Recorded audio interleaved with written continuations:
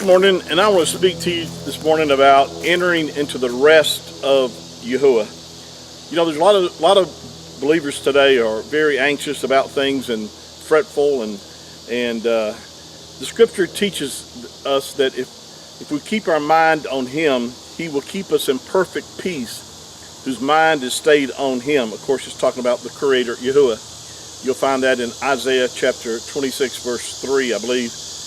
And but I want to share with you some scriptures today to bring comfort and edification to you, and also instruction. The more that we have knowledge and understanding of His Word, the more that we're able to enter into the rest that our Father Yahuwah has made available for us. You know that the Sabbath or the Shabbat is really a foreshadowing of things to come. There are a lot of people today who take pride in keeping the Shabbat or the Sabbath, but are they really keeping it by just not working? You know, the real purpose of Shabbat or Sabbath is that we might enter into the rest of Yahuwah. And we'll find this in the scriptures clearly revealed as you, let's go ahead and read some verses in Hebrews chapter 3. And this is the Apostle Paul, I believe, who wrote the book of Hebrews, even though the writer isn't really expressed in the scriptures, but I believe it was written by the Apostle Paul. But anyway, in chapter 3, verse 1, it says, "Wherefore, holy brethren, partakers of the heavenly calling, consider the apostle and high priest, Yahushua HaMashiach, who was faithful to him that appointed him, as Moses was faithful in his house. For this man was counted worthy of more glory than Moses, or Masha, insomuch as he hath built the house has more honor than the house. For every house is built by some man, but he that built all things is Elohim," or God, it says in your King James.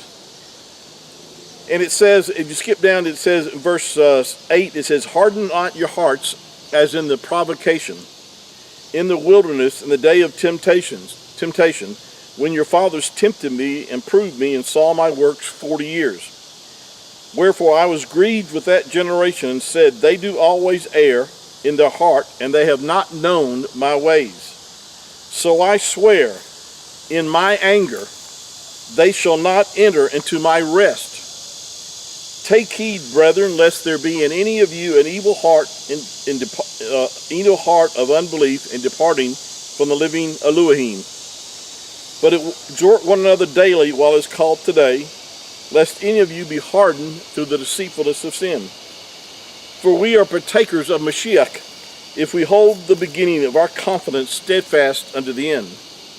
While it is said, Today, if you will hear his voice, harden not your hearts as in the provocation. For some, when they had heard, did provoke, howbeit not all that came out of Egypt by Moses. But with them was he grieved 40 years, was it not with them that had sinned, whose carcasses fell in the wilderness? And to whom swore he that they should not enter into his rest, but to them that believed not? So we see that they could not enter in because of unbelief." Now, these verses here are talking about when the children of Yasharel was instructed to go into the promised land, that Yahuwah told them that every place that their foot would set upon, that he had given them the land, and it was theirs for the taking.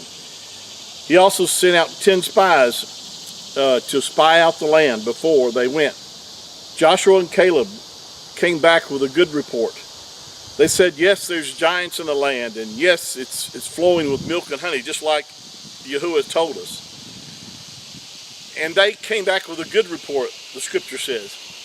But the other spies said, you know, that it was a land just like Yahuwah had described, but there were giants in the land, and they declared that they could not take it because of the giants being there, and that in their own sight they were as grasshoppers.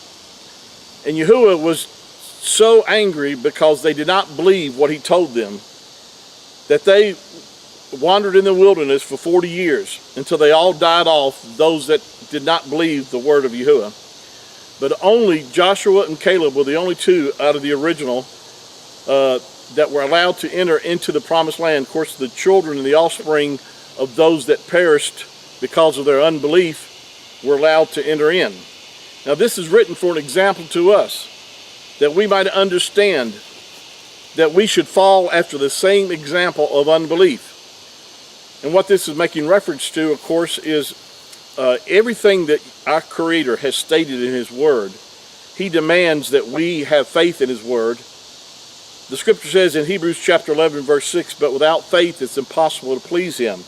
For he that comes to Yahuwah must believe that He is, and that He is a rewarder of those who diligently seek Him." But it's without faith it's impossible to please Him. In other words, you have to believe what He says. And if we will believe what He says, then we can enter into the rest of Yahuwah. We're going to pick this up on our second video here today, and please stay tuned and listen to the next broadcast that we're going to share on this. I know you'll be blessed, but we're going to get into about how to enter into the rest, or how to enter into this belief of the Scriptures. And once we do, then we can experience the rest that our Father has provided for us. Until next time, Shalom.